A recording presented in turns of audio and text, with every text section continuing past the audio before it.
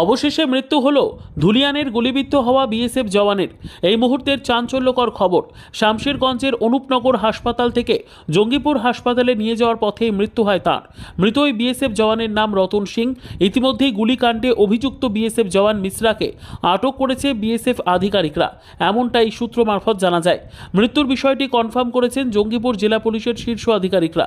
উল্লেখ করা যেতে পারে, শনিবার রাত 10:30 নাগাদ শামশেরগঞ্জের ধুলিয়ান পাহাড়ঘাটি এলাকায় ডিউটিরত অবস্থায় দুই বিএসএফ জওয়ানের ঝামেলার জেরে রতন সিং নামের ওই বিএসএফ জওয়ানকে গুলি মারার অভিযোগ ওঠে। রক্তাক্ত এবং গুলিবিদ্ধ অবস্থায় জরুরি ভিত্তিতে তাকে অনুপনগর হাসপাতালে নিয়ে যাওয়া হয়। খবর পেয়ে ঘটনাস্থলে পৌঁছয় শামশেরগঞ্জ থানার বিশাল পুলিশ বাহিনী। পরিস্থিতি আশঙ্কাজনক হওয়ায় রাতেই জঙ্গিপুর মহকুমা হাসপাতালে রেফার করা হয় বিএসএফ জওয়ানকে। চিকিৎসকরা ওই জওয়ানকে মৃত বলে ঘোষণা করেন। বিএসএফের নিজেদের মধ্যেই ঝামেলায় জওয়ানের গুলিবিদ্ধ হয়ে মৃত্যুর ঘটনায় ব্যাপক শোরগোলের সৃষ্টি হয়েছে ধুলিয়ান জুড়ে। পুরো বিষয়টি তদন্ত করে দেখা হচ্ছে বিএসএফের শীর্ষ আধিকারিকদের পক্ষ থেকে।